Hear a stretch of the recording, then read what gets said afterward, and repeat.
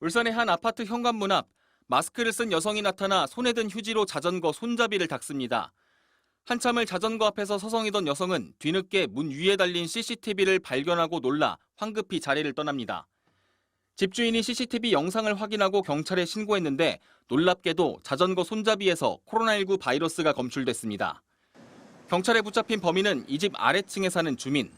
코로나 양성 판정을 받은 뒤 자신의 분비물을 자전거에 묻힌 것으로 드러났습니다. 당시 여성은 현관문 앞에 있던 자전거 2대 가운데 아이의 자전거 손잡이에만 분비물을 묻혔습니다. 이웃 간에 이런 일을 벌인 이유는 바로 층간소음이었습니다. 아래 윗집이 1년 반 동안 갈등을 겪어왔는데 이 일이 일어나기 2주 전에는 위층 현관문 앞에 기름이 뿌려지는 일까지 일어났다는 겁니다. 저도 코로나에 지금 전혀 생각도 못했죠. 이게 뭐 하는 행동이지? 몇 번을 다시 돌려봤어요. 갑자기 좀 소름 끼치고 무섭긴 하더라고요. 취재진과 만난 아래층 주민은 잘못된 행동이었다고 후회했습니다. 다만 계속되는 층간소음에 갈등을 겪고 이사까지 고민하던 중에 돌이 안 된 어린 자녀가 코로나로 아파하며 잠들어 있는데 쿵쿵거리는 소리를 듣고는 홧김에 행동했다고 했습니다. 경찰은 이 여성에게 특수상해 미수 혐의를 적용하는 한편 감염병법을 위반했는지도 검토해 검찰에 송치하기로 했습니다. MBC 뉴스 정인곤입니다. 제주시의 한 다세대 주택 주차장. 아이와 어머니가 짐을 챙겨 차에 올라탑니다. 잠시 후 어머니가 다시 집으로 들어간 사이 한 남성이 차량 옆을 서성입니다.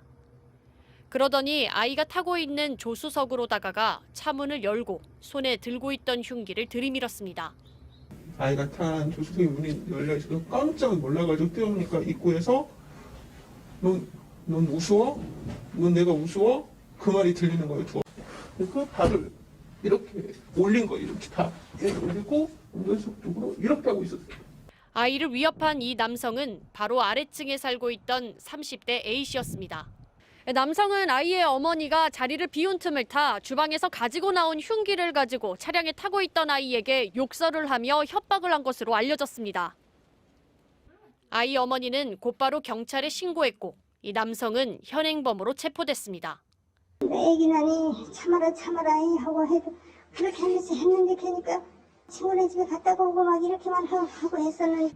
A씨는 경찰 조사에서 평소 층간소음으로 불만이 있어 아이에게 겁을 주기 위해 범행을 저질렀다고 진술했습니다. 살인 사건으로까지 이어지는 경우가 있어서 이번 사건도 미성년자를 위협한 것이기 때문에 피해자 보호 차원에서 강력하게. 경찰은 A씨에 대해 특수협박 혐의로 구속영장을 신청하고 정확한 사건 경위를 조사하고 있습니다.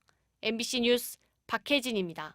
경기도 수원의 5층짜리 건물 창문에 낡아서 갈라진 원룸텔이라는 글씨가 보입니다. 이곳에 살던 20대 남성이 옆집 주민을 살해한 혐의로 긴급 체포됐습니다. 남성 한 명을 문 개방 필요 이렇게 경찰에서 접수한 거예요. 남성은 사흘 전인 24일 밤 10시쯤 원룸텔 복도에서 피해자와 말다툼을 벌이다 자신의 집으로 끌어들여 살해한 혐의를 받고 있습니다. 벽 사이로 소음이 들린다는 이른바 벽간소음 문제가 발단인 것으로 전해졌습니다. 인사도 잘 안 하는 사람도 많아요. 방금 되긴 되는데 막 그렇게 잘 되진 않아요. 통화하는 소리 들리고.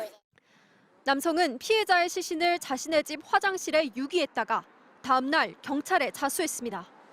직업이 없는 것으로 알려진 이 남성은 경찰에서 평소에도 소음 문제로 피해자와 여러 차례 다퉜다고 말했습니다.